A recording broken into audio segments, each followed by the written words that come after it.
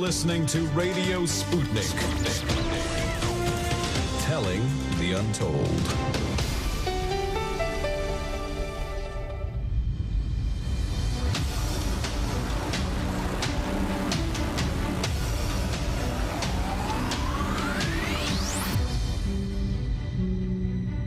And we are live from America and just outside the Matrix. It is time once again, the best damn radio show in the world, the show that brings you the truth behind the headlines. I'm investigative journalist Lee Stranahan. This is The Backstory. Okay, everyone. Rod, our intrepid producer, has put together a great show today. First off, in the first hour, we'll be talking to Addy Adz.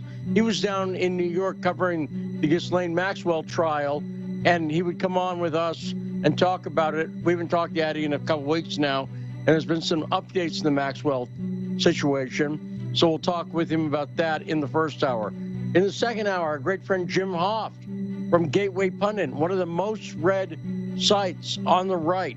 Jim Hoft will be with us in the second hour. And our multifaceted engineer, Saul, is back in the house here on The Backstory. Okay, we've got kind of a special edition. I don't want to sound like Conrad Bain, but this is a special edition that not everyone's going to get that reference, and that's okay by me. But it was a Different Strokes reference, by the way, in case you're wondering. But it's a very special episode because there was a big press conference in Russia today, and I want to play a lot of it. Saul, our multifaceted engineer, was also, Saul, correct me if I'm wrong, he was our overworked engineer today, weren't you, sir?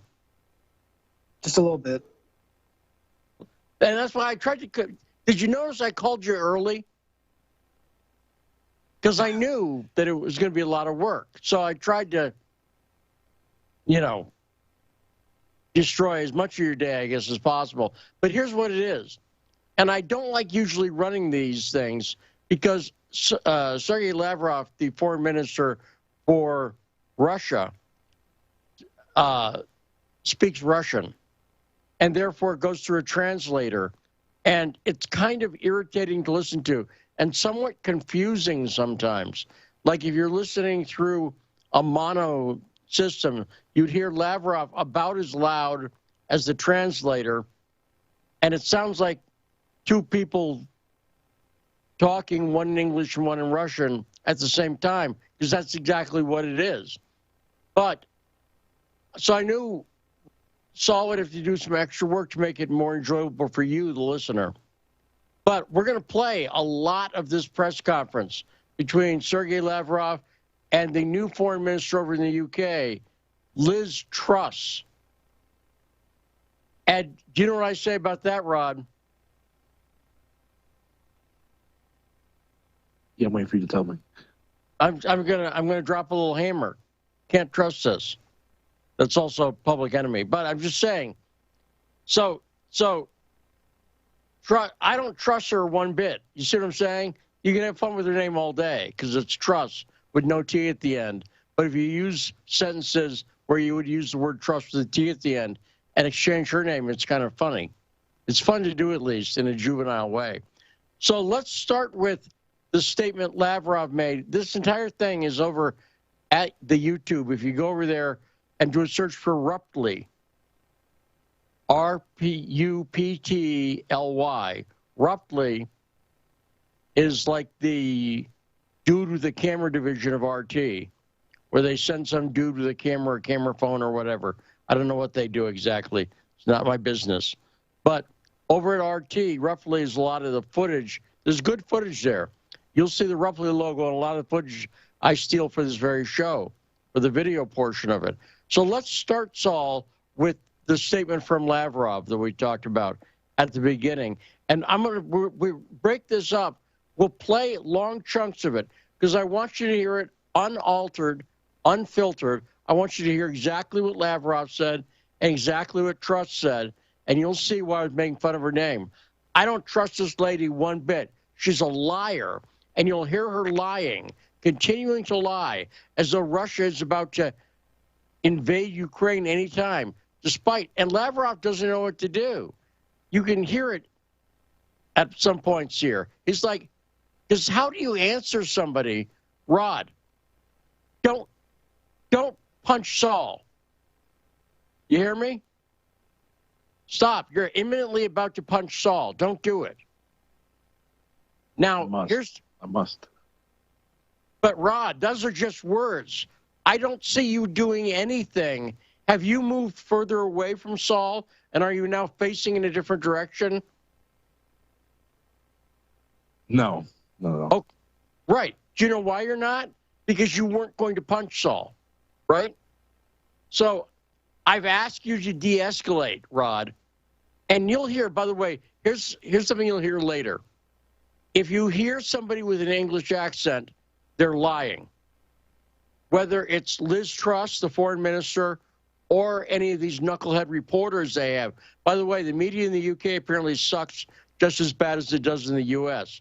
So that makes me feel better as an American, Rod. But let's start by hearing this statement from Lavrov, shall we? Good afternoon, ladies and gentlemen. We have held the first stage of our talks, and we focused, of course, on relations between Russia and the UK. These relations leave much to be desired. They are at the lowest point over the past few years, and this is not our fault. I will not dwell on that, but I would like to say that Russia stands for normalizing Russia-UK relations, improving those relations, and returning them to normal and business-like kind of partnership. And of course, that's only possible based on the principles of mutual respect, respect for each other's legitimate interests, equal rights, whereas ultimatums, threats, and imposing one's own conditions on your partner is a path that will lead nowhere. This has to be a two-way street after all. I'd like to say that if we act based on our national interests, based on the need for both sides to have value added from their contacts, then our trade turnover is a good example. In November and December last year, we saw that it has been the same as in 2020, over $20 million, and Russia and the UK continue to cooperate in practical matters, finding ways to find new ways to invest in each other's economies. We are supporting our business circles, and this would be helpful. Another thing that would be helpful is to restart the dialogue between our commissions on economic development, economic cooperation, and nuclear cooperation. Another good dynamics example is shown by our cultural cooperation. In 2019 and 2020, we've had successful cross-cultural years of music in Russia and the UK. And for the years of 2022-2023, we are planning to hold years of knowledge. And of course, we do support links between the civil society communities of our two countries. We haven't discussed that in detail yet. I hope that we will be able to discuss that later.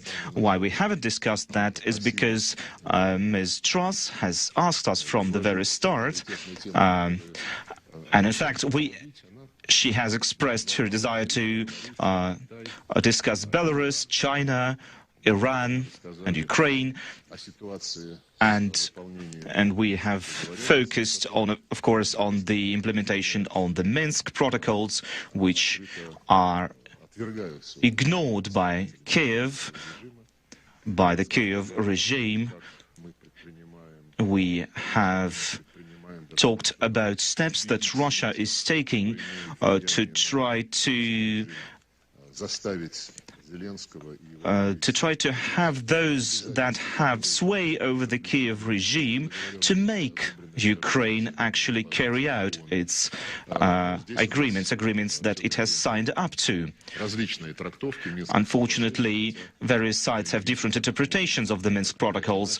I do not see how they could be interpreted differently because it is written black on white on paper. We have also discussed about Russia's relations with Belarus, and we have touched upon the upcoming military exercises that will start in just a few days. They have been causing some concern in London and in the West in general, as well as the matter of Russian troops moved across Russian territory, which has, for some reason, has stirred a lot of hysteria in the West, including our British colleagues, UK colleagues. We have also covered our relations with China and the latest talks that President Putin had with Chairman Xi. We have talked about the way Russia builds its ties with China bilaterally and across various international organizations. And all of our relations have been based on mutual respect, on a balance of interests, on equal rights, without an approach that's based on a logic of someone leading and someone following, a logic that we have seen a lot within NATO. And speaking of that, we have an opinion that there are chances within the upcoming weeks to restart the joint comprehensive plan of actions. That's as for Iran. And in the context of the Ukrainian matter, Ms. Truss has touched upon the issue of the initiative of the Russian Federation, proposed mid-December last year, that have to do with ensuring guarantees of security in Europe. Russia has talked in detail about our approach to working with the United States above all, and we have expressed our interest in having a specific reaction from the West, not just some words, but a specific reaction to our call to interpret the response that we've received at the highest level of the OSCE, and our calls to not improve one's security at the expense of any other party's security. This is a problem that has been touched by President Putin during his talks with French President Emmanuel Macron. Mr. Putin believes that expanding NATO would go against everything that we and our partners stand for, and he called for ways to look for other options to improve the security of both European countries, the Ukraine, and of course the Russian Federation. I cannot say that we have specific points of contact right now, but I have to say that today's talks helped our British counterparts to understand how important all of these matters are to Russia. And I hope that during the working lunch that we'll be able to discuss many other matters, including Russia's cooperation, Russia's role within the UN, Russia's permanent membership role within the UN, since Russia has this special responsibility for upholding security and stability in the world. And I hope that in the future, when we talk about international matters, we will make a specific focus on these issues, not on trying to find artificially hyped up problems that only thwart dialogue and prevent us from addressing various problems for the sake of peace and stability on the planet. Thank you. Okay, there we go. There's Sergei Lavrov. Now, I'm going to translate what Sergei Lavrov said concisely. Rod, tell me if you think I'm getting this right. He's basically saying, look, we would like to get along with you guys. We're trying. you guys won't let us because you're making stuff up. Right? That's what he's saying, basically. Correct? Yeah, that's pretty much it. He's trying to talk some common sense into the irrational people like America and the UK. Right, and the UK and Liz Truss there, like, who just wants to say they're about to invade Ukraine when even the head of Ukraine says we don't think that's what's going on. Macron says it. Forget that Putin's saying it and Lavrov's saying it, but they won't drop it. The UK won't drop it. And you know what? They should. You know what he didn't bring up? There's a few reasons. For instance, I'm not a Russian citizen. I was going to say there's a reason I'm not the foreign minister of Russia. There's so many reasons, Rod, that I'm not the foreign minister of Russia. But here's one of them. I would have said, and by the way, the UK, turn over that murderer, Mikhail Khodorkovsky. Turn him over because they've indicted him in Russia. And anybody who looks into that murder of a mayor in Siberia, obviously Yukos was involved in it. And this is at a time that Khodorkovsky was running Yukos Oil, owned it, was the richest guy in Russia at the time. And this mayor had gone on a hunger strike because Yukos wasn't paying taxes. One thing I've noticed about these people in London, Browder, Khodorkovsky, they don't like taxes. Have you noticed that, Rod? You and I might not like taxes, but we don't dislike taxes so much that we're willing to cause World War III. Does that make sense? Right. Yeah. No, we're not trying to send our money to the Cayman so we don't have to pay taxes.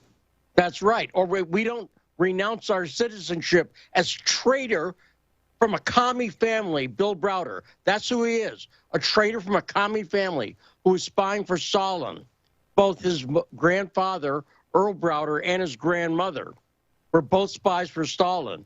Imagine how that Thanksgiving was, Rod. Picture that. So what did you do this year, Grandpa? Well, Grandma and I spied for Stalin. Did that ever come up in your life? One time? No, but I know what to get them for Christmas and Washington Commanders jerseys.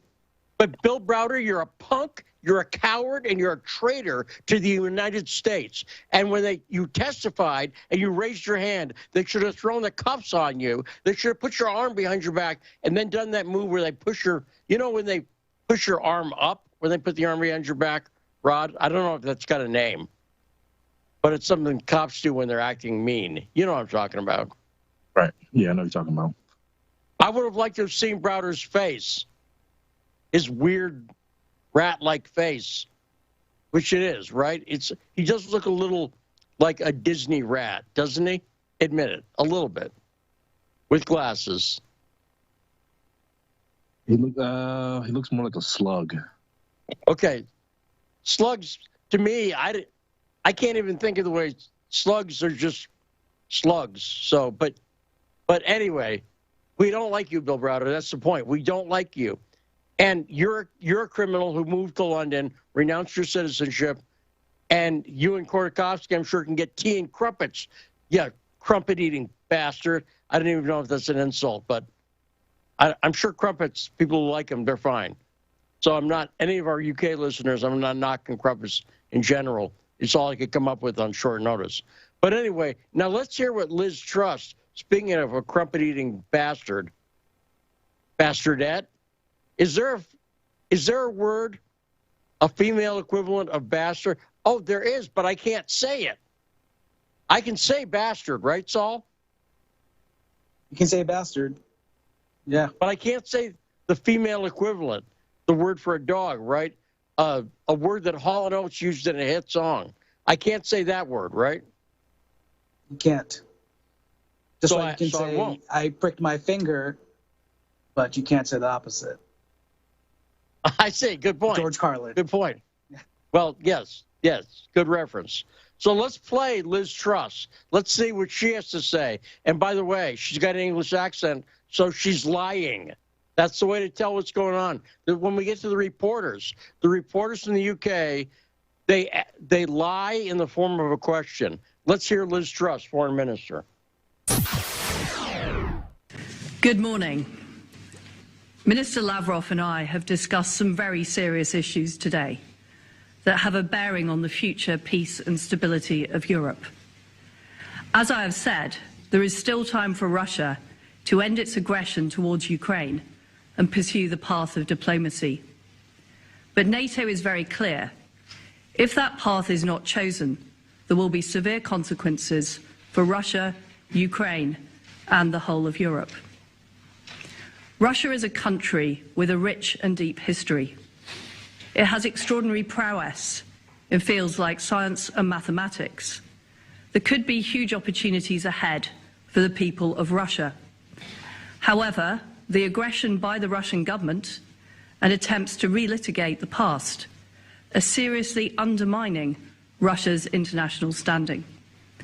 In particular, the claim that the indivisibility of security means that countries on Russia's borders can't defend themselves or join defensive alliances like NATO simply isn't true. Russia's actions in attempting to destabilize Ukrainian democracy and the ability of Ukrainians to determine their own future, including through hybrid warfare and amassing over 100,000 troops on the border in a threatening manner. These acts have actually had the effect of strengthening NATO's resolve and turning the Ukrainian people further away from Russia. There are also serious implications for energy supplies at a time of rising gas prices. We believe fundamentally in the self-determination of the Ukrainian people. If there were to be a Russia incursion into Ukraine, the Ukrainians will fight. This would be a prolonged and drawn-out conflict. The UK and our allies would put in place severe sanctions targeting individuals and institutions. And the United States have been clear that Nord Stream 2 would not go ahead. But today I'm here to talk about the alternative path that Russia can take. As a fellow permanent member of the Security Council, Russia can stick by its commitments to Ukraine's sovereignty and territorial integrity as agreed in the 1994 Budapest Memorandum, when Ukraine gave up its nuclear weapons. Russia can work through the NATO-Russia Council to improve trust and transparency on issues like force posture, and NATO have put forward positive proposals which we want to discuss with Russia.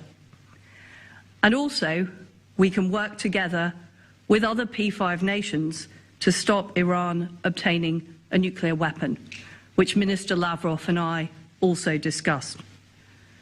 Russia has a choice which can result in a better future for Europe, Russia, and the Russian people. Thank you. Now that is embarrassing. First off, let me just say something. I know I seem a little bit, do I seem a little hot-headed today, Rod? Because this really does bother me. It really does bother. No, I get it. I get it. I mean, these people are insane. I mean, they're talking about that Russian troops are not allowed to move in Russia. So you didn't think the Crumpet thing was a low blow? No. Okay, fair. good. Good. I think the name you were looking for her is Wretched. Wretched. Ratchet, you're saying? No, Wretched. She's a wretched woman. I mean, we could say that. Ratchet's a different thing, right? Ratchet's like if you meet a girl at a bar late at night, let's say, when the drinks are cheap and the floozies are cheaper. If you meet a girl and she talks about how she loves Joe Biden and the free crack pipe program, maybe you should move down to a different seat, right? That's a ratchet girl, correct? That's ratchet, right? That's both, yes. She's wretched and ratchet. Yeah. Right. So I'm just saying. And by the way, Sharif, let's get real quickly, because there's a lot more audio on today's show. We're not going to be able to get to it all before we get to Addy Ads in about 10 minutes. But Sharif, real quickly, what's on your mind? Thank you, gentlemen, for taking my call. First, I'd like to say free Jordan Science, #no more. 2 comments. First one's dealing with the truckers. Truckers should start the little convoy in the United States, from what I understand, this Sunday coming up, Super Bowl Sunday. It should take them close to a month to get to D.C. Hopefully, it get to rolling and it can pick up steam by the time they get down. They have a lot of trucks and they can protest peacefully. My second comment is what I was watching. Wait. Tarif, where the hell are they coming from? It's going to say Shane, my son Shane Stranahan, the former co-host of Fault Lines here on Radio Sputnik, is riding a bike from D.C. to Austin, and it's not going to take him a month. He's not in a truck. Why is it going to take him a month?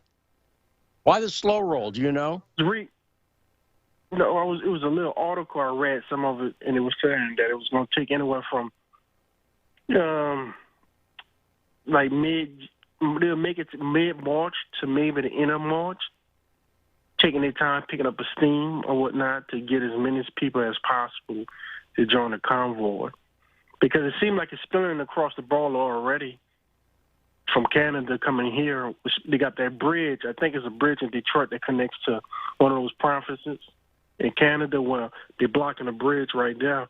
And, truckers, they're talking amongst each other on the CBs anyway.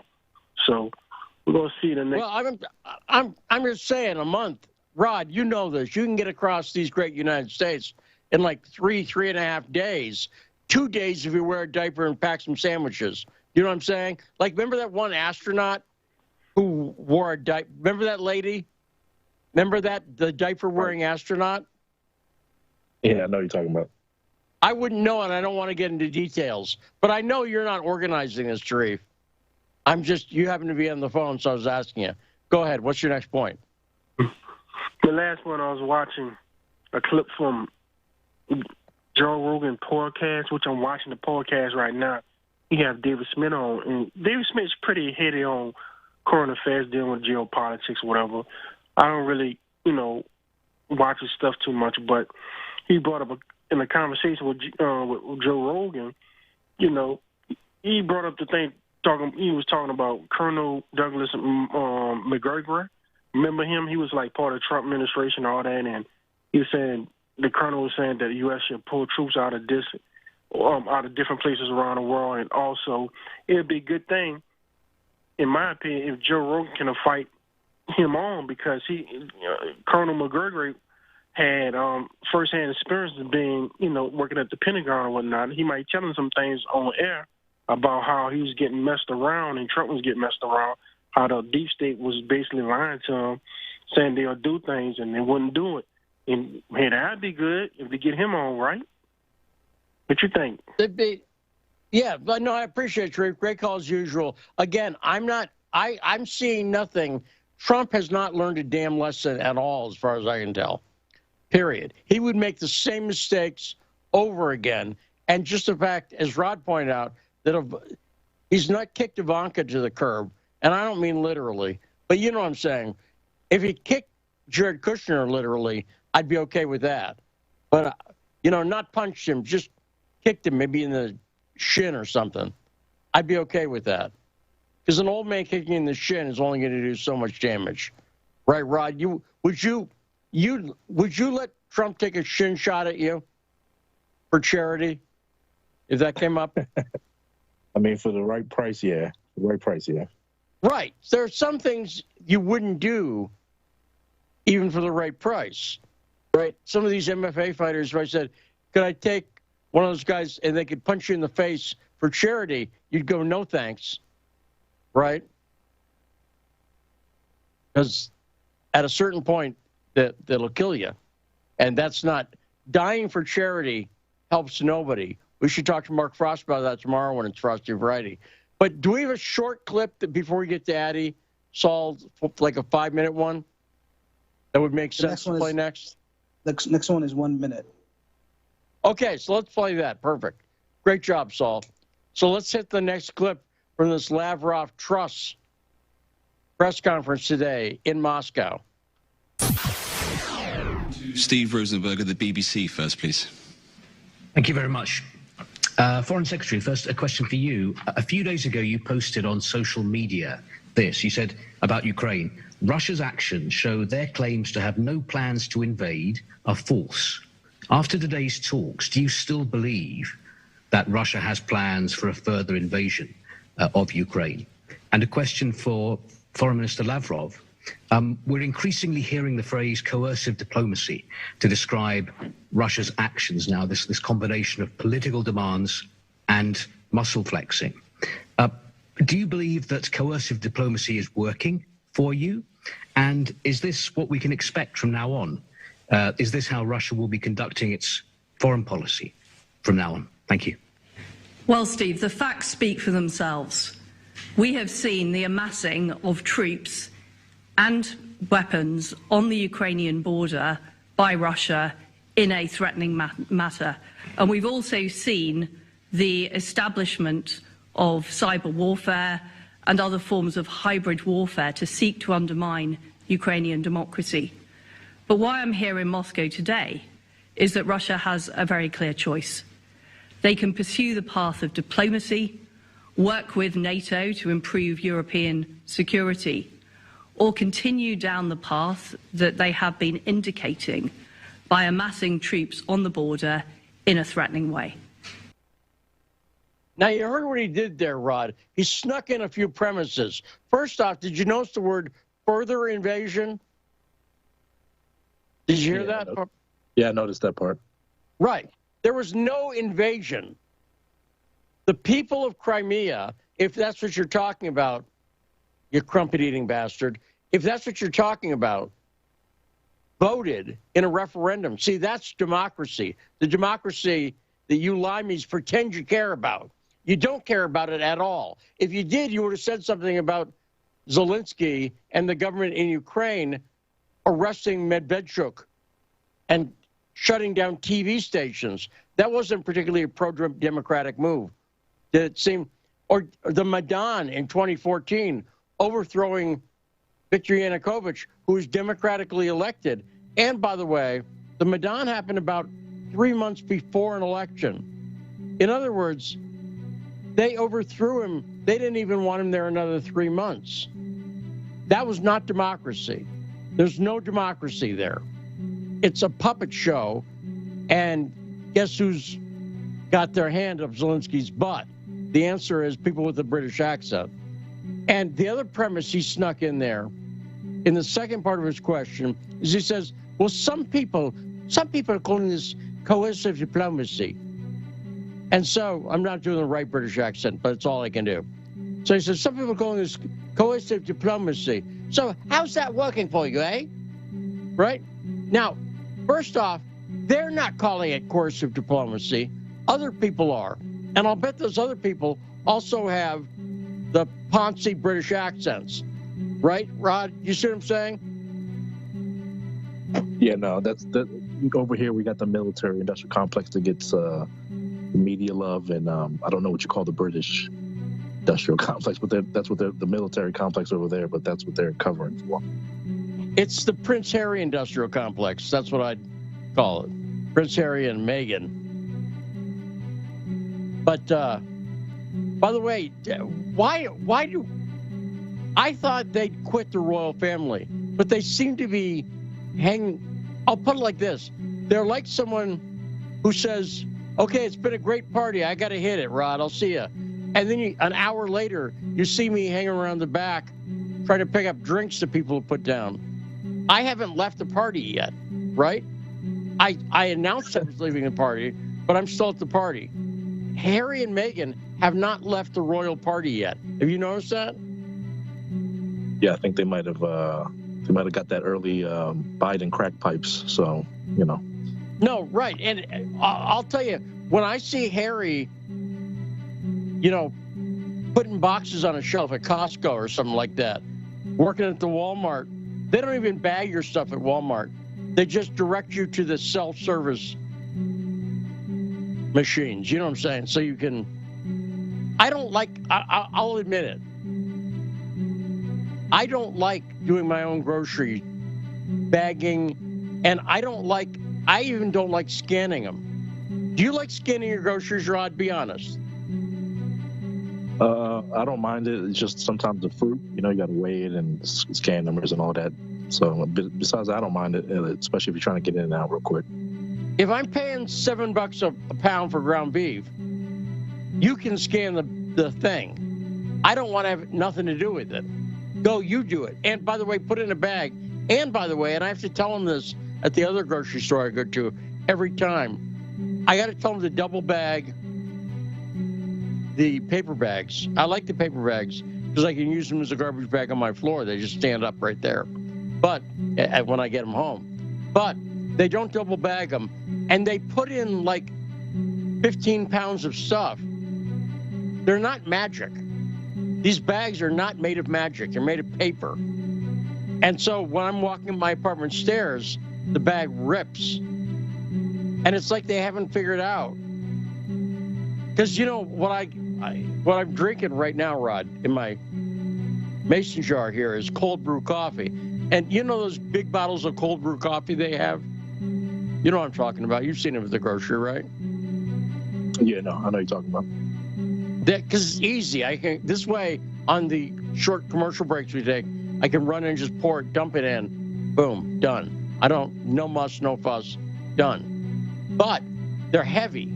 So if I get 2 or 3 of those in a bag, that bag is going down. I'm just saying. Now, when we come back, Addy, speaking of going down, no pun intended, we'll talk about Ghislaine Maxwell. I assume, by the way, I'm not going to get too deep into it, Rod, but I assume, you know, you see what I'm implying. Yeah, I know what you're getting at. Can you imagine being rejected by Ghislaine Maxwell? Can you imagine her saying, I got a headache, leave me alone? That's embarrassing. When you can't get, when too old. Right, too old. When Ghislaine's is your girlfriend, and you're not getting any off that, I'm sorry, there's something really wrong. Your dating priorities, you're like that first guy who's sitting next to the lady who likes the crack pipes that I made up earlier. You don't want to be that guy. And if you move down a bar stool and Ghislaine Maxwell is there, you're in the wrong spot. So unfortunately for Addy Ads, he's had to listen to this. He's a serious citizen journalist, and he's had to listen to my foolishness on the best damn radio show in the world. Coming up, Addy Ads right after this break on The Backstory.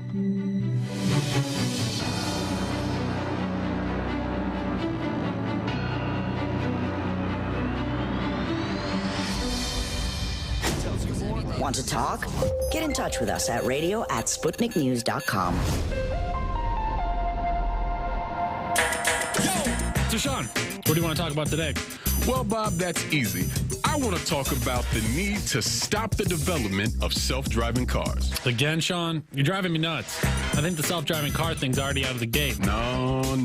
It's never too late. See, now the leading experts in the field, I mean, just pick one, whichever one, leading experts have repeatedly warned us about the dangers of artificial intelligence. Look, I'm telling you, man, we have to stop the robots by any means necessary. I see what you did there. Yep. Tune into our show By Any Means Necessary daily from 2 to 4 p.m. Eastern Time on Radio Sputnik. And don't forget to call in at 3:20 p.m. to our studio number 202-521-1320. And if you miss us live, check us out on SputnikNews.com, Spreaker, iTunes, iHeartRadio, Spotify, or wherever you listen to podcasts to stay up to date on the latest political, social, and economic movements shaping the world around us. Feeling kind of blue, but maybe also kind of red, and kind of purple, and kind of alone? You've got a friend on Radio Sputnik. Tune into Political Misfits from 12 to 2 Eastern Time, Monday through Friday, for news, politics, and culture without the two-party bias. Catch us daily on 105.5 in Washington, D.C., or 102.9 or 104.7 in Kansas City. Or find us on Twitter, Facebook, YouTube, Spotify, or wherever you get your news. Are you bored? Are you lonely? Do you need a hug? Well, we can't give you that, but we can keep you up to date on Radio Sputnik.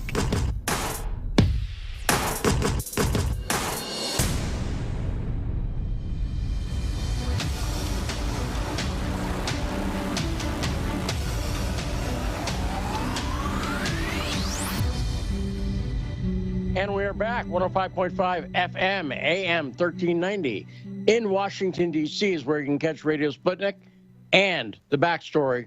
There's other shows. If you just leave your radio on that, you'll get a full variety of Sputnik programming. But right now, it's The Backstory. I'm Lee Stranahan, joined by our intrepid producer, Rod, as well as our multifaceted engineer Saul, and our great guest, citizen journalist Addy Adds. Hey, Addy, how you doing? Hey, Lee, I'm doing great, sir. Thanks again for having me on the show.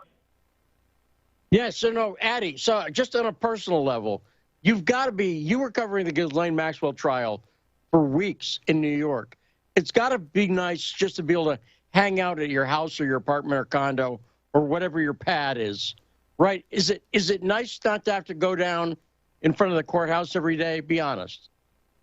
Yes, I got to say it is nice. It was a relief, honestly. It was exactly a month. It was the 29th to the 29th. Although I got there on the 28th of November, and I stayed for a few days afterwards. But, yeah, I'm actually in Florida right now, so I'm enjoying the sun, and, yeah, not ashamed to be admitting that. Now, I got to ask you, because we're going to be talking to Jim Hoft later. I was going to ask him about this.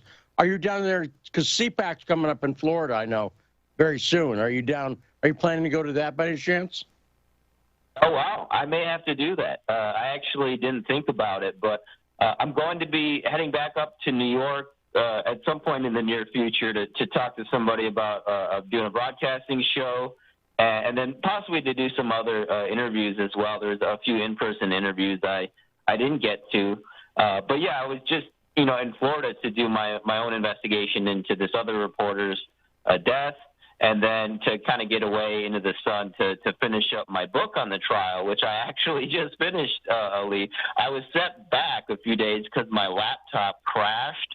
It wasn't very good. It was only like a $200 laptop, and I was writing and producing videos on it, and I think I just ran it to the dirt. So I had to get a new one, which set me back a few days. But, yeah, it should be hopefully released tonight pending Amazon's approval.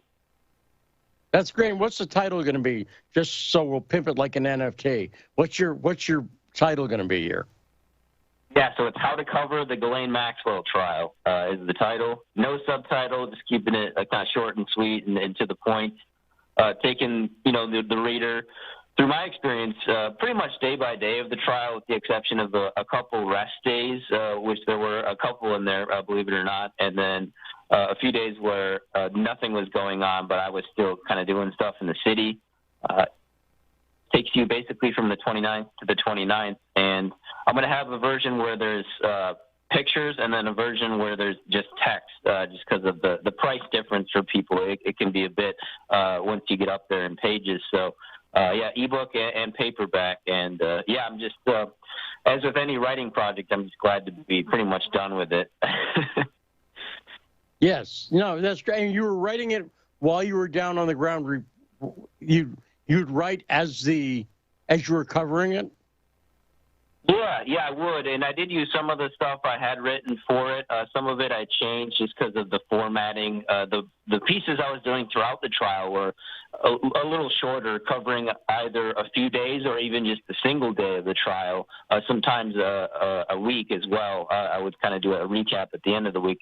Whereas this, I didn't want to get bogged down too much in the testimony minutia, because there's really thousands of pages of what happened at the trial. So I'm just trying to go over the high points, the key points. And it really is a different book for me because I'm writing less neutrally and more so subjectively, almost like a diary a little bit, while at the same time still trying to teach people about what is going on in the courtroom itself legally from my point of view. No, that's great. And good luck with the book, and hopefully people listening pick it up on Amazon when it comes out, and hopefully they're hitting refresh on their computers, just waiting for the book to show up on Amazon right now, Addy. But good luck with that, and I'm sure people want to check that out because you were doing fantastic work. You'd come on here, and so I got to ask you a few questions. First off, let's talk about what's happened since the trial ended. We had the one juror who they're saying there was juror misconduct or whatever, and do you think there's going to be another trial or a mistrial or anything, or is that just a bunch of hype? Yeah, it's tough to say because, the caveat here is this is the Ghislaine Maxwell trial, right? So you never know what could happen as far as a wild card or something like that. But it seems like the majority of the people that have opined as far as being lawyers themselves seem to err on the side of caution when it comes to thinking there's a possibility or even a probability the government would change their mind once they've made a decision. But that being said, she does have a sentencing date, which is the 25th of June, but they are still going and kind of processing these motions. The first motion made, I think it was actually by Everdell, if not Sternheim, but Sternheim just made the most recent one, and that was a response for a justification of why the defense wants these motions to be under seal and the government's responses to be under seal. For once the government is disagreeing with that, which is kind of out of character for them, probably because they've already got the win, right? Whereas during the trial, they were just as secretive as the defense is being right now. So, it's tough to say. I would say if I had to choose, I would say I would be surprised if there was a mistrial. But again, this is Ghislaine Maxwell we're talking about here. Now, let me run a theory by you, Addy, good point on that. Let me run a theory by you here. I think part of it, because we talked about why there was so little media coverage of this when you were down covering it. There was very little media coverage. This is my theory. What do you think about this? And feel free to disagree. But we're taught, and the message is drummed into us constantly, that the United States has two special friends, special allies, special friends with benefits, apparently, the UK and Israel. And the Epstein story, which is deeply offensive to the average person, really, Israel and the UK are right at the center of this. And nowhere is that better personified than Ghislaine Maxwell, a British citizen whose father, Robert Maxwell, got several funerals with honors. There's a book called Robert Maxwell, Israeli Super Spy. So this really could have, if a lot of people had figured out this Epstein thing and had gotten a lot of press conference coverage, forgive me. If it got, I'm looking at a press conference, so it's confusing to me. But if they got a lot of press coverage, it would have made the average person, particularly on the right, I think, who this really would have offended, say, wait a minute. What's going on with the UK and Israel? And is Israel running a spy operation using Ghislaine Maxwell, a British citizen, and hanging out with Prince Andrew?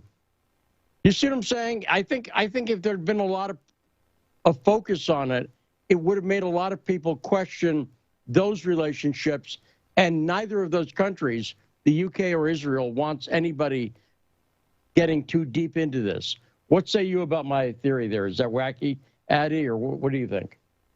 I'm not inclined to disagree with you on that. I really hadn't thought about it from the terms of being on the right or the left. But yeah, the people who are supportive of those relationships, I think especially the one with Israel, tend to be more conservative leaning, certainly right leaning. Because I think about it in terms of the general populace, I guess. But I think that's a good point. And I think that's partially why that I got so much attention, is because there was this power vacuum that was created by that coverage not being there. And a few people kind of teased the videos I did, kind of describing them as repetitive of the lawyers walking in. But at the very least, it raises the attention of the case. So even if it is repetitive or the lawyers aren't saying anything to your questions, or the siblings, whoever it may be, you're still bringing attention to the issue. But yeah, I'm not inclined to disagree with on that take. Because and also the connections are pretty clear. We had Acosta, when he was running the investigation down in Florida, he'd said, he was told, don't go after Epstein because he's intelligence. And they didn't specify which intelligence, but I think it was some combination of UK intelligence, Israel, Mossad, and U.S. intelligence. I think we had a bouillabaisse of the intelligence community there. What do you think from looking into this? Yeah, I actually know someone who got a source that said that it was someone in MI6 who did the deed in Epstein's cell and kind of took care of Epstein. And that's the intelligence connection there. Other people say it's Nicholas Tartaglione, who actually, Bobby Sternheim, lead defense lawyer for Maxwell, was also representing Tartaglione as well. So, but yeah, as far as the intelligence connection, that was, I think, what I brought to the table for the trial. And there was a guy from Slate. His name is, I think it's Stevenson, I want to say, and he wrote about the conspiracists, quote unquote, on the 5th floor, talking about the Mossad and the CIA. And instead of asking a question like a journalist would or should, in theory, he went and I think it was even after the trial, wrote a piece about it. Pretty disjointed, I would say. It was kind of just kind of petered off and didn't seem to stay on topic. But he called it conspiracists at the trial, and like I said, he just didn't ask any questions. I'm assuming he was thinking of me because I was often in the 5th floor room, and there was a degree of you would talk to certain people more than others. I certainly found the mainstreamers to be less open to talking about certain. Talking in general, but certainly about certain connections. But some were very, very well versed, even knowing about Barr's dad's book that he wrote about that contained. I'm not sure what I can say on the show, but contained indecent acts in this fictional book that Barr, I think it was Barr Sr. wrote back in the day. So yeah, the intelligence connections. That's what I try to get people. Somebody asked me recently, what are the top 3 focuses that you think should be brought to the public, and one of them I said was the intelligence agencies and their effect on us as citizens. Well, and the idea that it's a conspiracy is an insult to conspiracies because it's just obvious. It's right out in the open. And even the fact that Alan Dershowitz was as close as he was to Epstein, his attorney and everything, Alan Dershowitz is such an advocate for Israel, and he's not a hidden advocate for Israel. When the Golan Heights, which is Syria's, was turned over by Trump to Israel, and don't get me started on Genie Energy, but Dershowitz was on stage with Trump when that happened. And I don't even see what they're saying is a conspiracy. Like what part of this is not clear? When Acosta said he was told to back off on the case because it involved intelligence, is he a conspiracy theorist? The former Secretary of Labor, is he a conspiracy theorist too, Eddie? Yeah, that's a good question. And you bring up some great points there. And I actually have a book. It was gifted to me. It's The Jewish State, the historic essay that led to the creation of the State of Israel by Theodor Herzl. And who writes the foreword? None other than Dershowitz writes the foreword. And, he's got his own book called Defending Israel. So, yeah, you bring up a great point there. Not to mention, she being Ghislaine Maxwell, was literally charged, I think it was 3 counts of conspiracy. So, yeah, it's a bit, it's like this cognitive dissonance or a hallucination they do with the word. Now, one other thing I've noticed about this is that there has been no prosecutions that I've seen of other dudes. Now, this thing against Prince Andrew is going forward a little bit, but I have not seen Dershowitz or any number of other people charged. And they're clearly, Virginia Giuffre, one of Epstein's victims, she made very clear, specific accusations. And I would say Virginia Giuffre is interesting because she's been the most public of the victims. We know her name, and she's come out and I think done something very brave. She's not first off, look, the reality is if women come out and say that Harvey Weinstein raped them or something like that, when women make sexual accusations, women always tell the truth. They don't. Some women do lie about this stuff. But you know that if you tell the truth, Monica Lewinsky could testify to this, you're portrayed as a crazy slut. That's what happens. And Virginia Giuffre got all that, but she's also going after some of the most powerful people, if not the world, certainly the country, right? So what's your take on Virginia Giuffre? I've heard people say they don't trust her, and I think those are people fallen for the hype that wants to discredit Virginia Giuffre. Do you trust her? Yeah, that's a tough question to ask. I don't personally know her, so I'm inclined to say no just based on that fact. But I do find her to be someone who has one of the more damning, incredible testimonies about this network.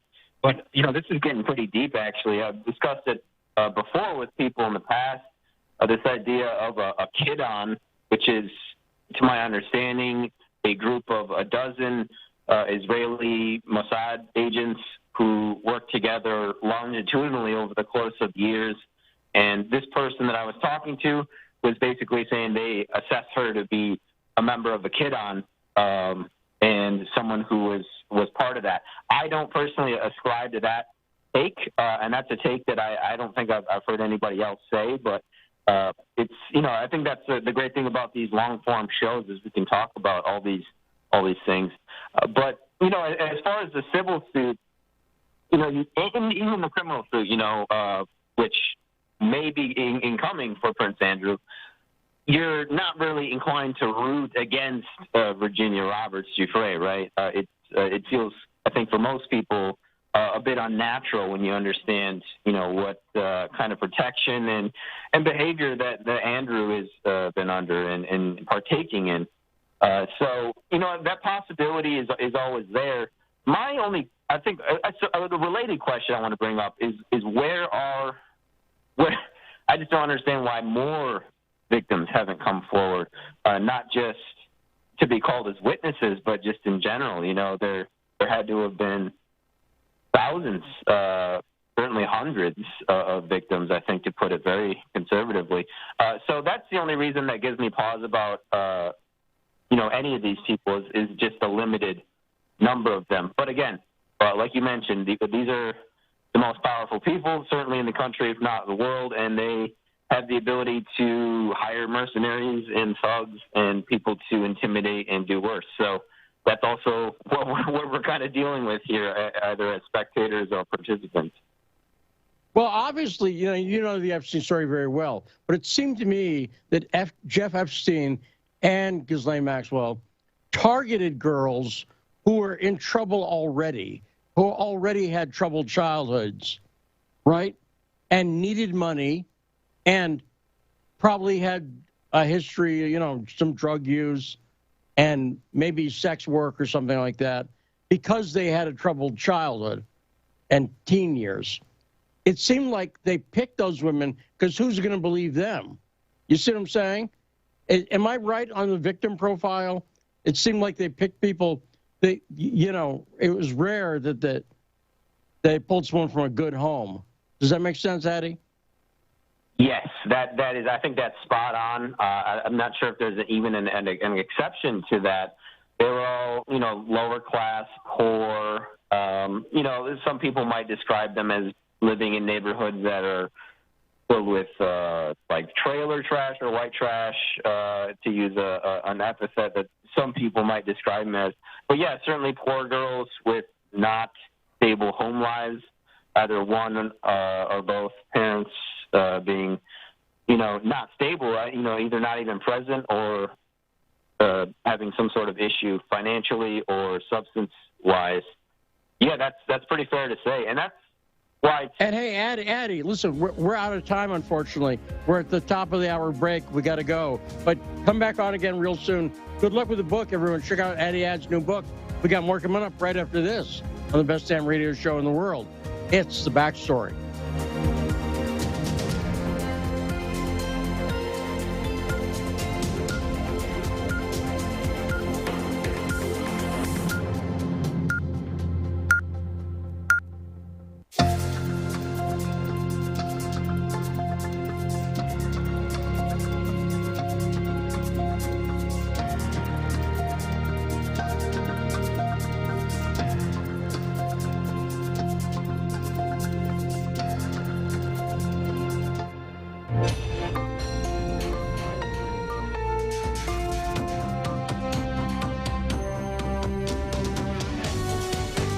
listening to Radio Sputnik.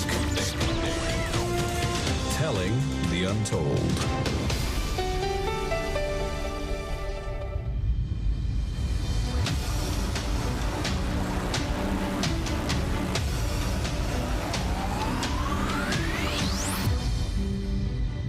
And we're back. I'm investigative journalist Lee Stranahan. This is a show that takes you to the truth behind the headlines. It's The Backstory. Thanks again to the great Addy Ads for joining us. Good luck with the book, Addy. It's going to be on Amazon. Look for it. He says tonight it should be dropping. His book, Uncovering the Epstein Trial. And it's great to have him on the show. He's a smart young man, don't you think, Rod? That dude, he's a go-getter. Yeah, no, I think Addy's going to go down in history, especially covering this trial when everyone else didn't want to touch it. And I'll say, here's what it is. If anyone wants a free journalism hint, and I give them out, find a story that no one wants to touch and then cover that. And Andrew Breitbart says all the time, you've got the field to yourself. And do you know who would be good to go after right now? I would say, Rod, if I were looking at a target of somebody to go after, I would go after Justin Trudeau. I'd start investigating that guy up and down. Does that make sense? Right, yeah. Supposedly, the rumor out there that's Castro's bastard child. Well, and I'll put it like this. The chum is in the water already about Trudeau. We had on the show yesterday Adam Sowes up there. By the way, great guest. Adam was great, wasn't he? Oh, yeah, definitely. And, a lot of people hear about Ottawa, but it was great to hear about Alberta, the other province to the west of us, well, over the East Coast over here. And how active it is. Yes. And how active things are there. But Justin Trudeau, I think, is potentially in a lot of trouble. And I think he's teetering to the point where a little pressure on him and he could topple. And I'll talk to Jim Hoft about that, who's our guest this hour. We'll talk to him. He's done great coverage, even though he's an American, damn it, of what's going on in Canada. He had some of that great footage yesterday of what was happening in Windsor. Jim Hoft is all over this, and we'll talk to him about whether he thinks Trudeau's in real trouble. Because I think he could be. And I think he's in trouble partially because he doesn't think he's in trouble. We got more coming up. Let's do the boom on The Backstory.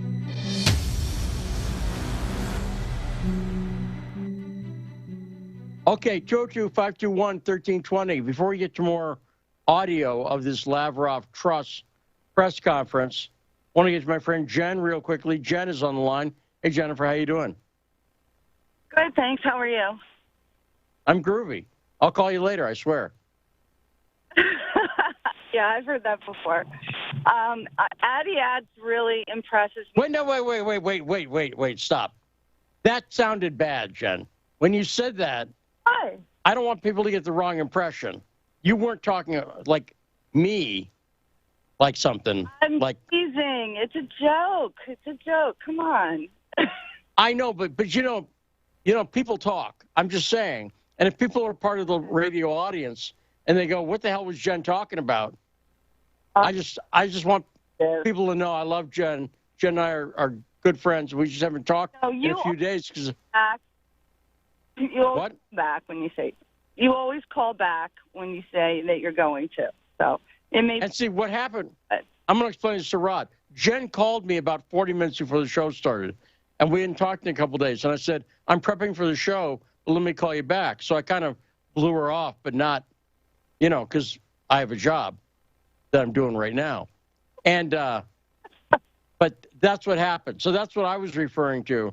But then Jen said that. I don't want people to think like, is there consternation or something going on? So anyway, Jen, go ahead. No, there's nothing like that. I was making sort of a joke. Anyway. Yes. A couple things. Addy Ads is like super impressive particularly given his age. I just wanted to say that, number one. And I think by the way, do you know how old he is? He's talking about his age. Do you know how old he is? He's 7 years old. A lot. Okay, I could be wrong. I could be wrong on that, but he's younger. Yes. Yeah. Go ahead, Jen. I'm assuming he's like early 20s, mid 20s, maybe. I don't know. Either way. Okay, so he's not 7. I had to pick a number that would be so low that people would know it was a joke. So go ahead. People like me, right? So, okay, so the thing about the Ghislaine Maxwell, when he was referring to, like, he I understand where he's coming from. Like, you'd think there'd be thousands of victims, right? And I agree, there's probably a lot more victims, but I think some of these victims are just, they got something out of the deal. And I'm not saying this to malign them in any way, shape, or form. I'm just saying that, they were paying college for some of these women, and they were doing other things.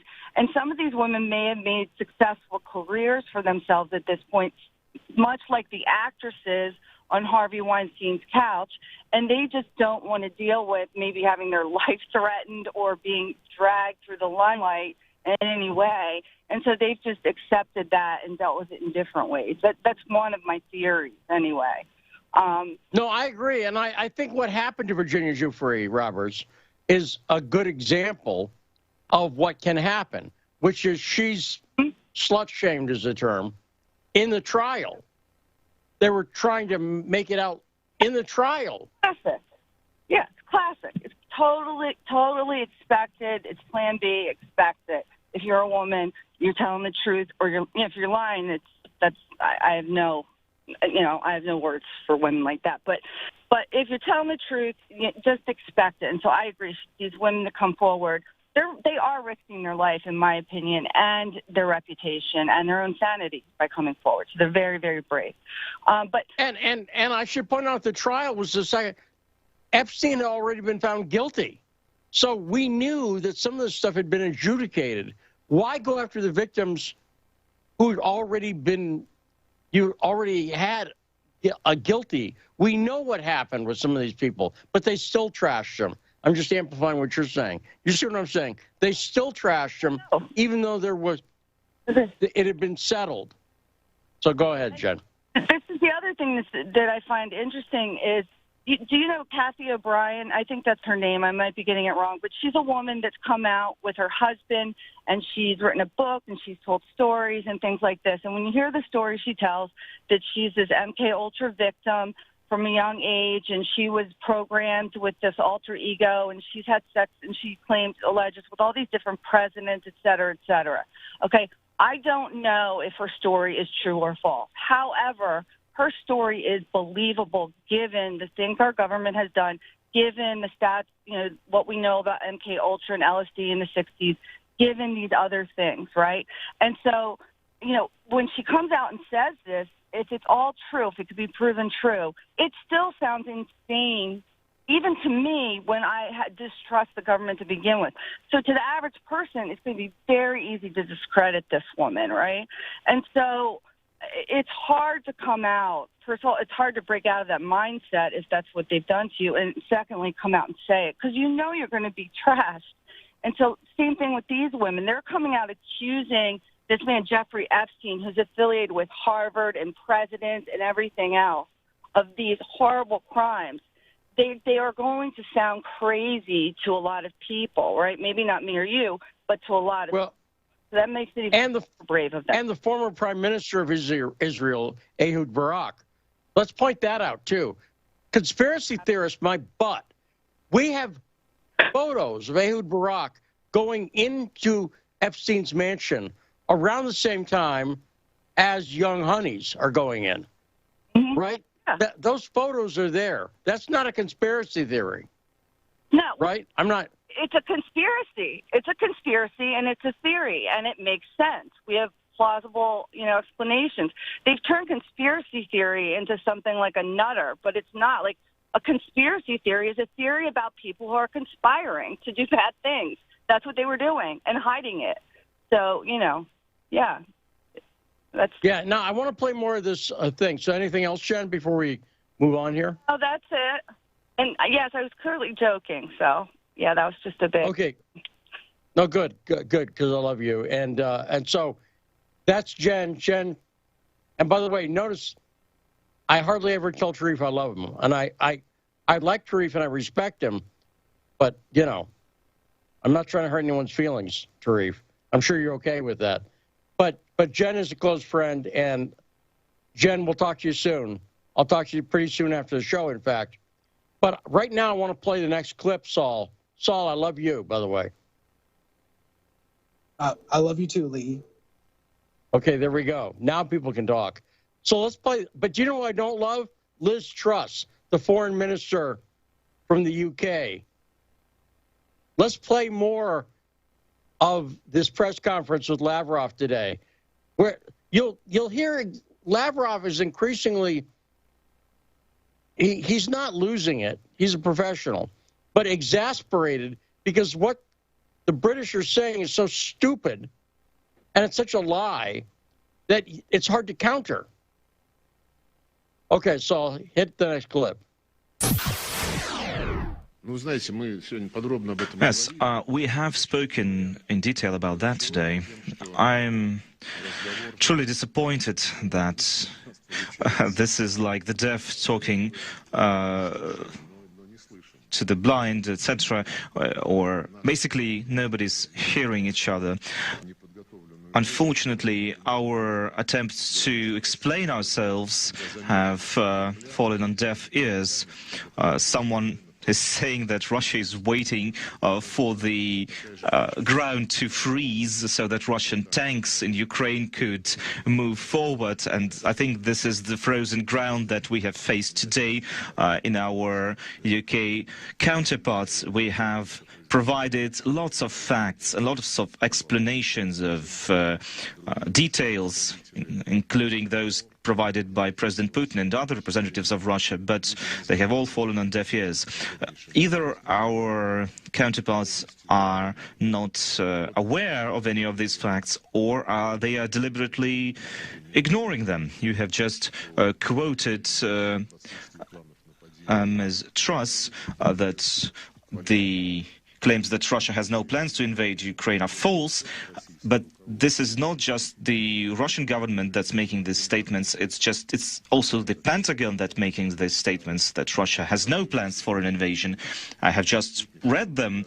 There are serious people in the Pentagon. They're using satellites to look at the Russian territory and see what's going on. And the same statement was made by the defense minister of Ukraine, by the Ukrainian president even. He called on the nation not to panic.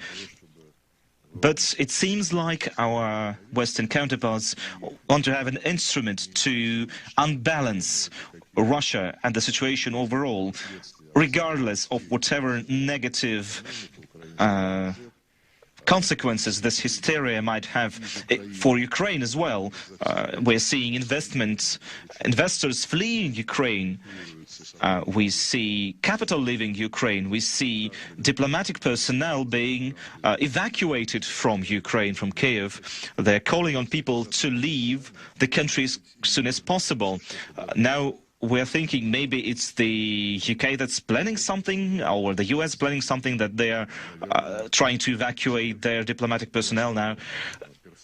We do not advise our diplomatic staff to leave their posts. I don't know what our Anglo-Saxon counterparts want to do, what they intend to do.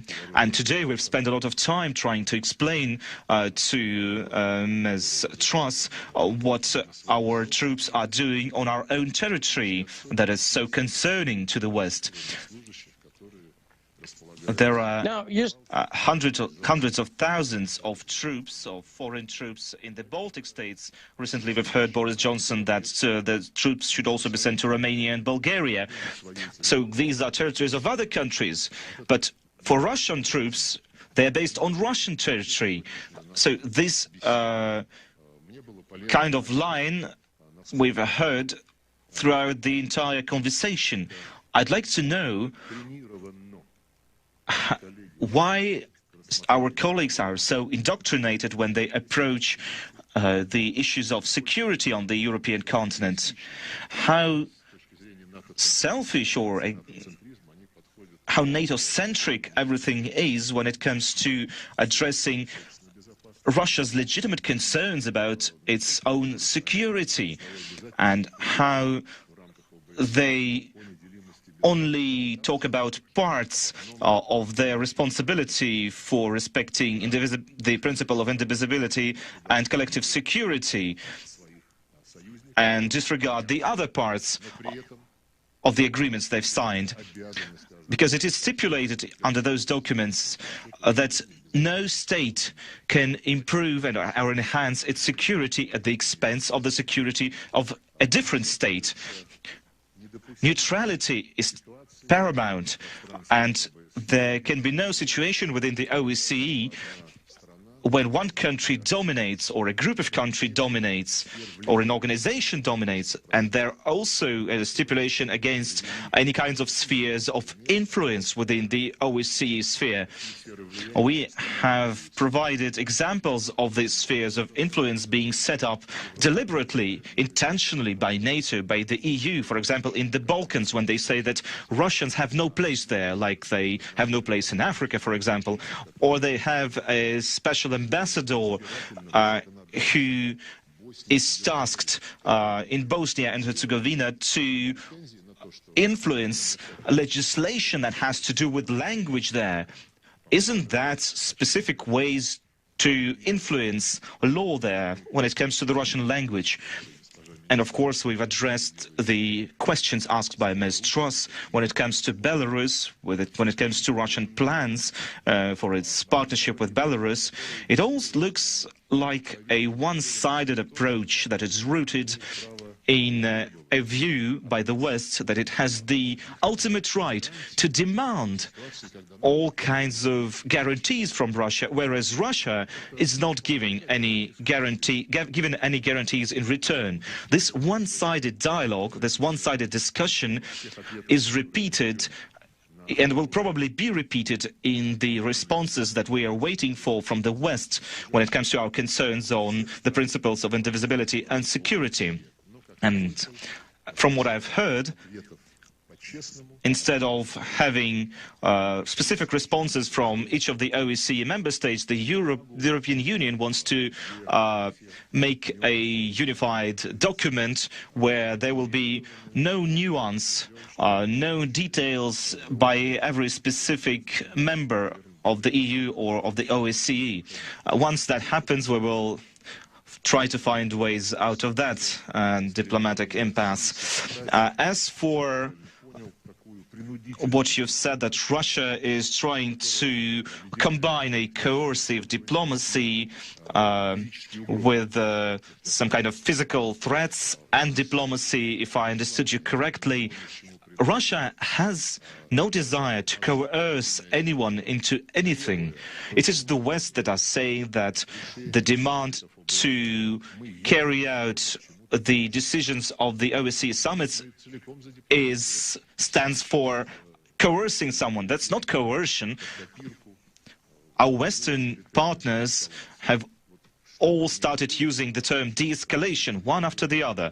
Whatever Russia is doing, we are just demanding that it de-escalate its actions, and that Russia chooses diplomacy. That's what they have been saying for the past few weeks. We have stood for diplomacy for many years, for all these years, and we will continue to do so. The Istanbul Charter of 1999 and the Astana Declaration signed in 2010 are all products of diplomacy, of the highest level of diplomacy at the highest level. Now they're saying that we have this statement that no one can improve its security at the expense of someone else, but that they're saying that Russia is doing that way just so that any country can have alliances.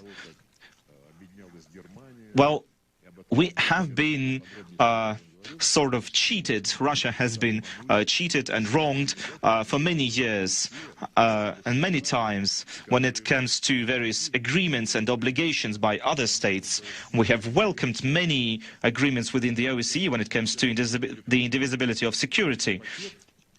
For example, there is a package that has been agreed upon, and only the issue of alliances is taken out of it, what is focused on, while the security issue is being ignored, deliberately ignored, as the same as the West approach when it comes to the Minsk protocols and when it comes to Kyiv's inability or unwillingness to honor their agreements. The amnesty issue, the special status of the Donbass, the reforms, the cooperation with Donetsk and Luhansk, the holding of elections under the aegis of the OSCE in Donetsk and Lugansk. None of that has been honored. Out of all of this package, they're only taking the last part. And when I talked about that with Ms. Truss today, she said, well, we need to look at the consistency of steps made by Kyiv, because Kyiv is taking a specific stipulation of the Minsk protocols, which is restoring control of the borders, but it is undergirdled by all of the other stipulations that I've just outlined. It's impossible to carry it out without all of the other parts of the Minsk protocols. And the same goes for the OSCE agreements. You cannot just focus on one thing, on one part of the document, and disregard everything else, all of the other words in this document. We're not trying to coerce or threaten anyone. Look at our public statements. There haven't been a single threat. It is Russia that's being threatened, including by Ms. Truss speaking in the House of Commons recently, and she said this today again. During our talks, we've heard the same rhetoric we've heard online, we've heard from the various MPs in the UK Parliament saying about Russian aggression. What aggression? When did it start? What are you talking about? They're talking about ramifications, about Russia will have hell to pay, etc. Have you ever heard Russians say that? Or Russian officials make such kinds of threats? No. Let me emphasize that again. The spirit of compromise, the spirit and the search for respect for mutual interests, for legitimate interests of each country, that was at the foundation of the OSCE documents, this spirit of mutual respect and equality, it is something that should help us take these agreements, take these documents that we've signed and make them a reality. Now is the time where words cannot remain words. This is not the kind of cooperation we want. Пожалуйста, РИА Новости. Now, RIA Novosti. Good afternoon. I have a question to Ms. Truss. I have two questions to her. Recently, we've seen Foreign Office documents published online that's talked about undermining Russian influence, including Russian media, Russian non-governmental organizations, non-commercial organizations, by using the BBC and Reuters and other organizations. How true are these documents? Are they real?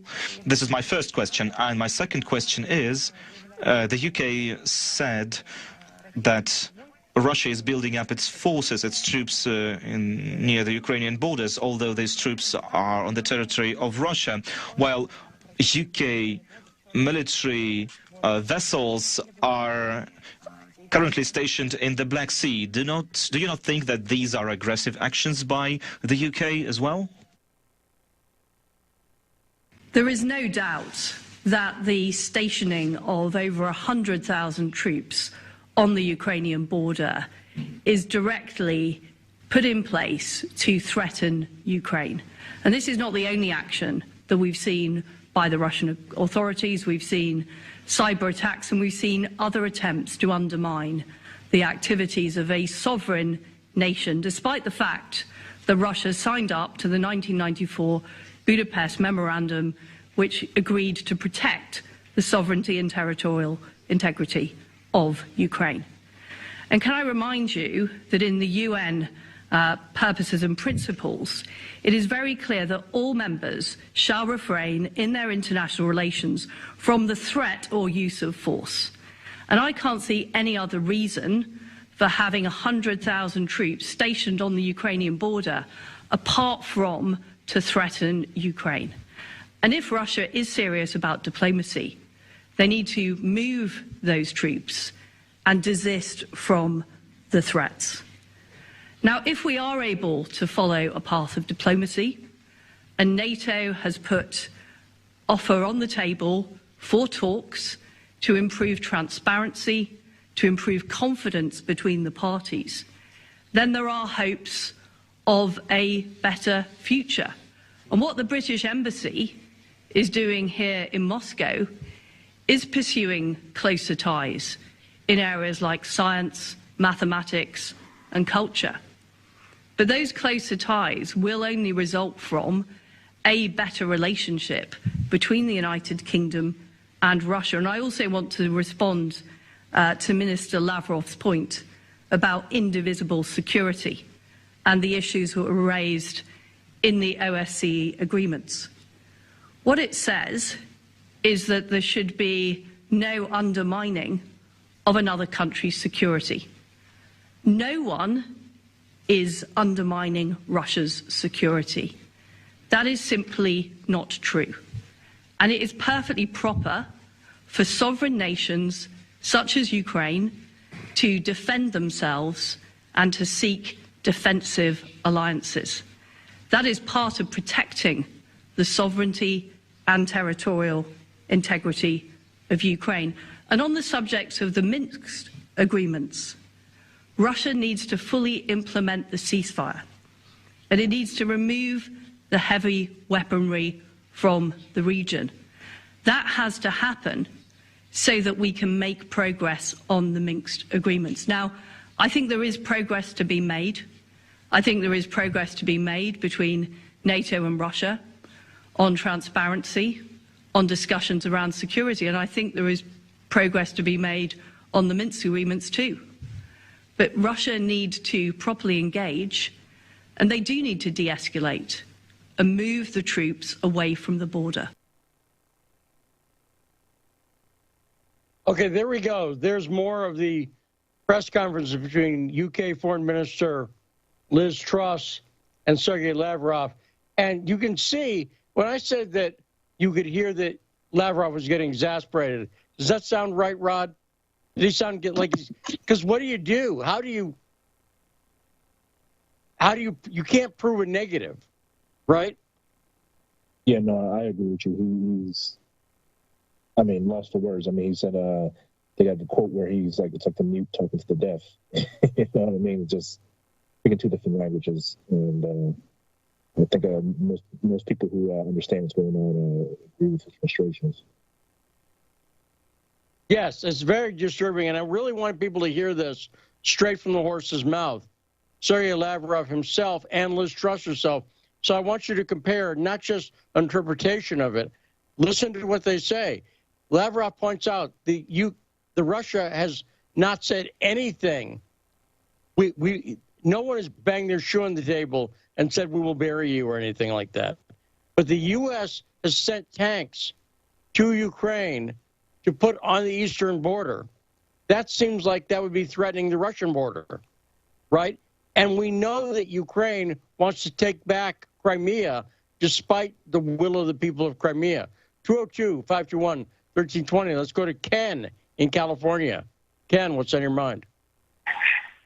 Hey, Lee, I have been waiting for somebody to bring this up, what I'm going to say in the media or something, but I'm going to do it. Fort Bliss in Texas is 9 miles from the Mexican border. It's a big facility. Out here in California is Camp Pendleton, the most premier training and marine hotshot bases at 61 miles, boots on the ground to Mexico. If I come just a little farther south to North San Diego is Miramar. That's less, when a plane goes up in the air, it can be over the Mexican border in less than 2 minutes. And if I go to the bay outside of San Diego to all of our military there, if just the destroyers in place ratchet their gun racks south, they can lob shells over 20 miles into Mexico, plus portable, if they're using an aircraft carrier. I mean, we're so close here in Southern California, and I see that I have a different perspective, and I just can't understand why we're not doing an equivalency here in just space, time, and distance. And nobody's been talking about this, so that's why I called, and I just wanted to say that. No, it's a great point, because we could clearly, with the boats we got down San Diego, we could take Tijuana or Rosarita like that. You're right. All they have to do is just aim the guns a little south, try to avoid hitting downtown San Diego. Maybe not. Sometimes I think in California they want to aim the guns north and hit Orange County, but that's just what I've noticed. But clearly, this only goes one way. She's saying the same thing that I've heard our knucklehead UN delegates say in the U.S. There's no reason for those troops to be on the Ukraine. They're not on the Ukrainian border. They're much further than, as you point out, Camp Pendleton is to a foreign border. They're much further away, almost twice the distance. And when you talk about Kiev, as I say, the troops up in Yelnya are closer to Moscow than Kiev by hours. So apparently they're going to, and what the UK is calling for is they want Russia to retreat further into Russia. It's insane. And that's why I want people to hear it. Great call, Ken. Great point. Coming up right after this, let's take a short break. Jim Hoft from Gateway Pundit, one of the widest read sites, news sites, giving people, millions of people, information every day. Jim Hoft is taking time out of his busy schedule, joining us right after this on The Backstory.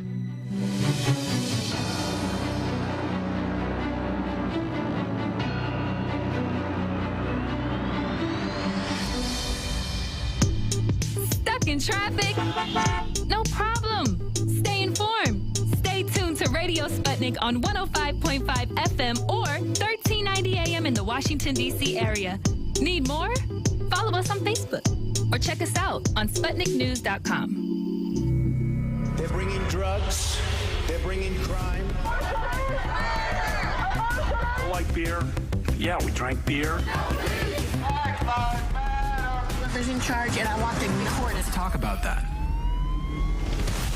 Discussing all the controversies and news across the disunited states of America. Tune in to Fault Lines every weekday from 7 to 10 a.m. Eastern, only on Radio Sputnik. In a media landscape filled with so-called journalists acting as stenographers for their billionaire bosses, there is a desperate need for news, analysis, and perspectives that buck the status quo and get to the heart of how domestic and international events impact you and me, as well as showing how we can get involved in the struggle to change that status quo. Check out By Any Means Necessary on Radio Sputnik, Monday through Friday from 2 to 4 p.m. Eastern, to hear the stories and voices that mainstream media refuses to tell you. And join us as we connect the political, social, and economic movements shaping the world around us. That's By Any Means Necessary, Monday through Friday at 2 to 4 p.m. Eastern, right here on Radio Sputnik. Hi, I'm political analyst Garland Nixon. And I'm political scientist, author, and nationally syndicated columnist Dr. Wilmer Leon. We're the co-hosts for The Critical Hour, airing Monday through Friday from 6 to 8 p.m. Eastern Time here on Radio Sputnik in Washington, D.C. We close out your day with a thorough and hard-hitting analysis of the day's top stories, where we bring in brilliant scholars, authors, and investigative journalists from around the world. And on Fridays, it's panel time, when we do a roundup of the week's most important issues. Join us to keep up with the world's top stories. Enjoy an in-depth analysis. And have a little fun along the way. Listen to our show, The Critical Hour, Monday through Fridays on Radio Sputnik.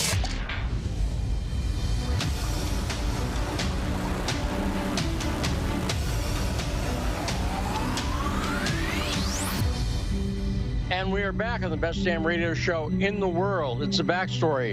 And we are on 105.5 FM AM 1390 in Washington, D.C.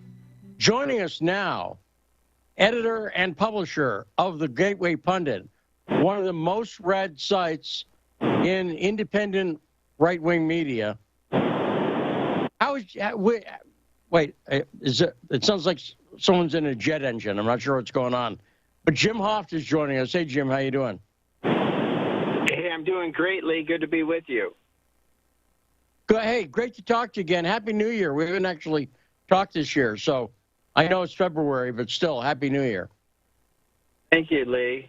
It's always good to be on with you.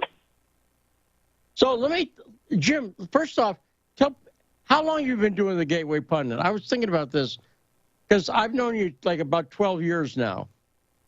So, and the Gateway Pundit was a going concern. So how long have you been doing this? About 15 years? I think it's been 17 or 18 now. I started in 2004. So, coming up on 18 this year. That's quite a while, isn't it? And, we've known each other since you were friends with Andrew Breitbart, and so was I back in the day. That's right. And the first CPAC, I met you at the first CPAC I went to. We got CPAC coming up shortly in Florida. Are you headed down to that, by the way? I don't think I'll be going, but I may have a writer or two that goes.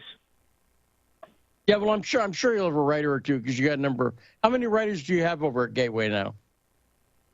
Well, we have several contributors. We probably have 6 or 7 who are full-time, mostly full-time. Yeah. Yeah, I don't think I'm going to CPAC either. It's the first year in maybe 10, I guess. I haven't gone. Or 12 or something like that. But I just don't feel like it. I don't need. You know what I'm saying? Yeah, it's kind of like, because first off, without the juice of a upcoming presidential race, I just don't know.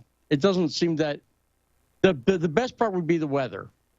It's warmer in Florida than it is in South Dakota, and I'm sure it's warmer than it is in St. Louis, right? Right. But, although I'm currently in Florida, so I agree with you 100%. Now, wait, are you just on vacation, or have you moved to Florida by any chance? I'm just here for a couple weeks.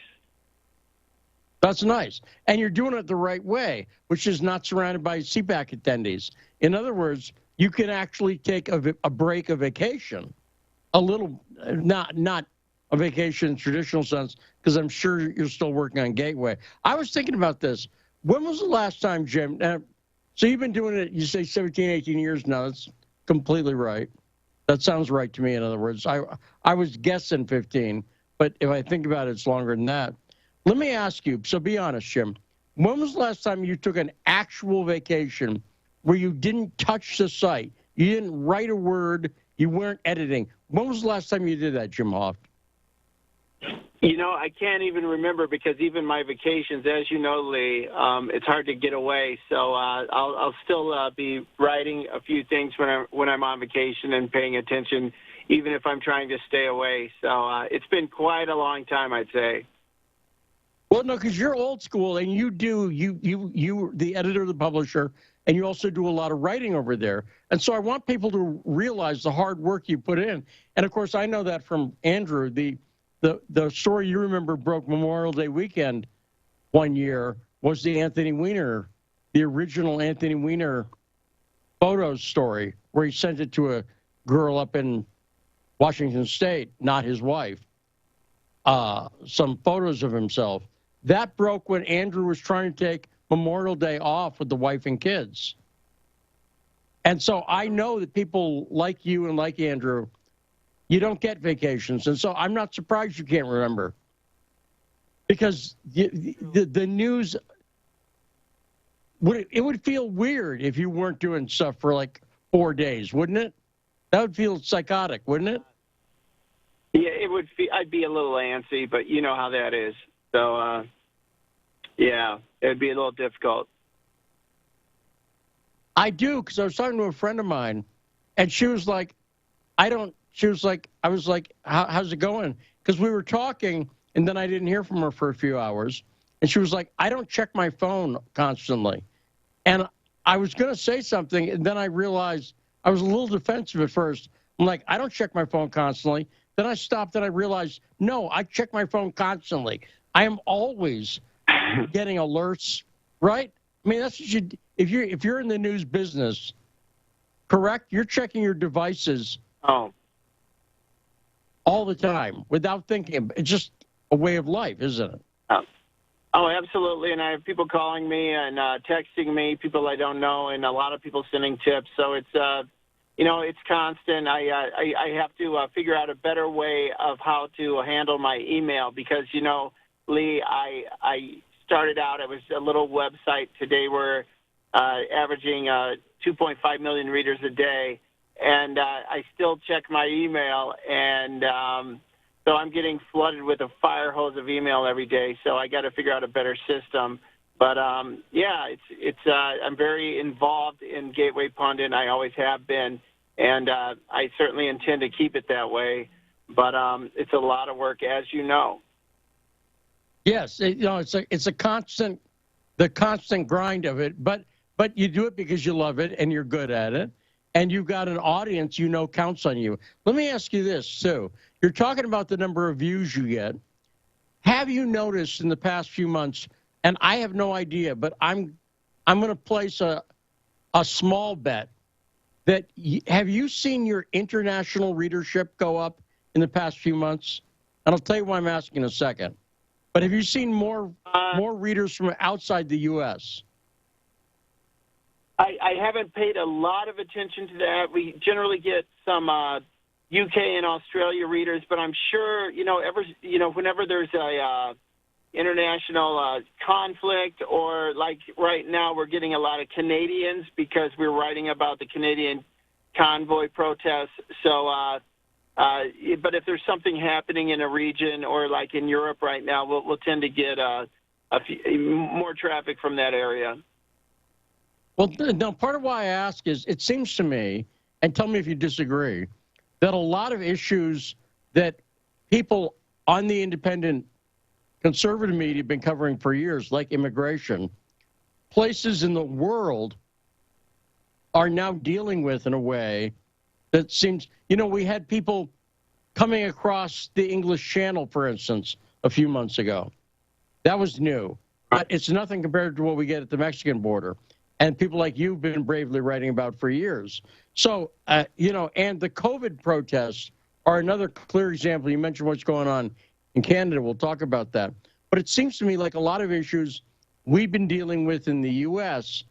are spreading around the world. And I'm seeing people around the world more upset with their government in a common sense conservative way than ever. Are you seeing the same thing, Jim Hoft? I agree with you, Lee. I think that what we're seeing is very encouraging coming from, Canada for sure, and coming from these European countries. We're seeing a huge number of protesters out in the streets in several European countries over the COVID mandates. It doesn't get much attention in the mainstream media. So a lot of people come to Gateway Pundit, and Lee, we continue to be berated, abused, censored, shadow banned by Google, Twitter, Facebook. You go on and on. Wikipedia has a filthy description of our website, and of course we can't go in there and edit it ourselves. So we're constantly under attack, and yet we report the truth. We're not hiding the fact that there are people out on the street in Germany and Netherlands and France, and we're talking tens of thousands in some of these countries at some of these protests. So I think that's why people continue to tune in, and our audience increases year over year. Still does. Now, as I say, because you have this huge audience, you really, I think, in a unique way, have your finger on the pulse of what people see, I don't even know what to call it, because right-wing, when you're dealing with Europe, right-wing sometimes means actual people who like to wear Nazi uniforms. You know what I'm saying, Jim? You've seen some of those photos of people in Europe who, that's when I see somebody wearing a Nazi uniform or doing a Tiki Torch march as an official thing like they do in Ukraine, I go, that's right wing. So I don't even like, that's right wing in a Nazi way. And I don't like that. But that's why I'm saying common sense conservative. Because I think for a lot of people, they're independents. But the Democrats have gotten so insane. I was talking to Tom Nichols about this in the show yesterday. Do you agree that the left, as we define the term broadly, and the Democratic Party in particular, has lost a lot of people by moving away from anything that's a semblance of common sense on a lot of issues? Jim Oft? Absolutely, Lee. I've never seen anything like it. And, going back to the Europeans, the media over there historically has called anything that's slightly conservative, they call it far right or right wing. So they have to deal with the media over there just like we do here. But I think you're absolutely correct. We're seeing today what happens when Democrats are completely in charge and aren't worried about elections too much. I really don't believe they are. I'm in the camp that there was some shenanigans that went on in 2020. I still believe that. I'm actually working on a project now. You may have seen the premiere of this movie, the trailer for 2,000 Mules. I'm actually have been handing over some of the footage for that movie. So I look forward to seeing that. I think it's going to be very explosive. But I think the Democrat Party today, with so many of their policies, you get up, you hear, I believe, a lot of lies about this COVID. What we've been reporting on comes out to be true. 6 months down the line, it's just over and over and over we're seeing this. I think Dr. Fauci is a megalomaniac. I'm sure there's people in your audience who feel that way, and other people may like him. But I think he's a very dangerous man. I think the fact that they never used any treatment, they never pushed treatment on the Americans, is just absolutely incomprehensible. So a lot of their the programs they did with the COVID really irritated me, and obviously a lot of people around the Western world. Then we're also seeing this completely open border. And I don't care if you're a Democrat or Republican. If you see 2 million people coming into the country and they're not invited and they just walk across the border, as it used to be called illegal, then I think a lot of people are bothered by that. So, and then we see the economic policies that have been disastrous. It's a very difficult time for the left, but this is what you get. I just don't think they're dealing with reality, and I think more and more people agree with me. No, I agree with you on that point. And on immigration in particular, the corrosive effect that it's going to have driving wages down. And again, Democrats used to know and understand this. We have people from the Center for Immigration Studies, Mark Krikorian and Andrew Arthur, on all the time. And Democrats used to understand that when you bring in illegal labor who's willing to work cheaper, and by the way, it doesn't work out well for them either, the people who are coming over, because they don't have the protections that you might get in the workplace commonly, right? But so it benefits nobody. Sorry, there's no benefit there. People working in dangerous conditions for subpar wages is not to their advantage of either. If you care about the illegal immigrants, you see what I'm saying? And but yeah, go ahead, Jim. No, I was just going to. I agree with you absolutely. And when you flood the country with cheap labor, then you're not going to see a rise in wages. And we're seeing this inflation skyrocket today. It's amazing, because some of us last year, when the inflation rate started to go up, we heard the feds say that, oh, this is just transitory. This is just going to pass in a couple months. They had no idea what the hell they were talking about. And today we see, again, this trajectory that it's going straight up. It's very very scary. I think there's a lot of people, a lot of Americans who are very concerned. I do think the Democrat Party, too. Our lead story at Gateway Pundit today is about this woman named Roseanne Boyland, who was killed on January 6th outside the U.S. Capitol. It's a very disturbing story to me. We've covered this from the beginning, and we believe that she was that these police officers beat her while she was down and unconscious, and she ended up dying. It's a horrific story, and of course, there's not going to be any repercussions for any of these police officers who were involved. So there's a lot of things going on that are terrifying. I think Americans are very scared right now. I think there's a lot of tension in the air. The economy certainly doesn't help.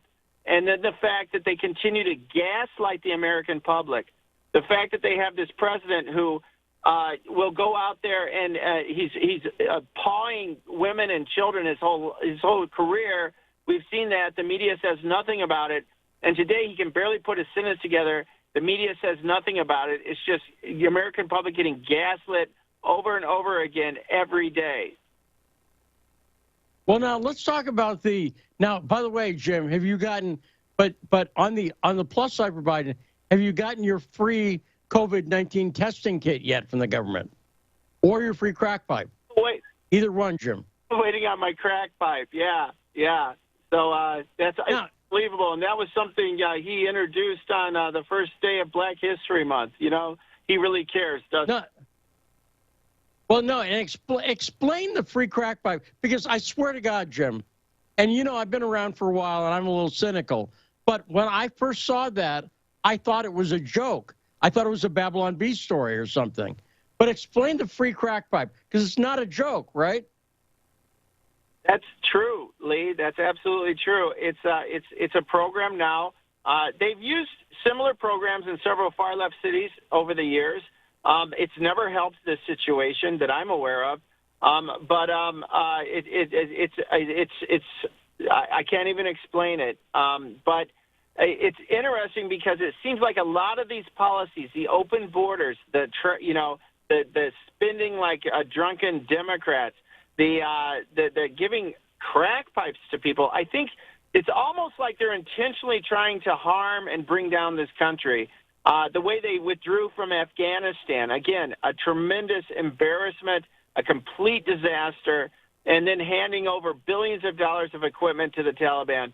I almost wonder aloud if these people are just trying to destroy the country, because none of this makes any sense at all. Well, now suicide's a serious issue, but if you were trying to get a suicide prevention program, you said the way we're going to do it is we'll give you clean razor blades and we'll get you nicely packed nooses. I think people might see the problem there, right? That's not going to help the suicide problem. It might make it more hygienic, but it's not going to stop it in any way. And we're seeing a very similar thing. And this approach, and especially given the fact, I got to wonder, did anyone around Joe Biden say to him, but, sir, your son's a known crack user. This might be a bad idea, perception-wise. You see what I'm saying? Because it's not often you've got a president of the United States whose son is a known convicted crack user, right? Right. Well, Lee, this is, again, it goes back to what I was saying. And this is a story the media hid. They never let the American people see what, that was really going on in that family and with Hunter Biden. And we were one of the first people at the Gateway Pundit. We had access to this computer and some of the material, not to the computer itself, but some of the material. And I've never seen, this guy's filming orgies and a lot of, different women all the time, and smoking crack in front of it's the wildest thing. And this is the same guy who then is writing about how he's making these deals with foreign countries. It's unbelievable. And again, the media never reported on this, and they blocked this. They banned our stories on this on Twitter before the election, and it wasn't until after the election then that the American public starts to finally hear some of these things. But it's just tragic that we have a media that is just so in cahoots, and it's just like something from a third world. Never seen anything like it. And a lot of people are aware of it. And if that's not election interference, if banning stories that are negative about one candidate is not election interference, I don't know what is. Right, Jim? Do you agree with me? Absolutely. You're 100% correct, Lee. And yeah, it's tragic. You know, we're used to it as conservatives. We see this all the time. And the media, of course, you know, poo-poos this, but it's a serious problem. And again, it's why people want to seek the truth.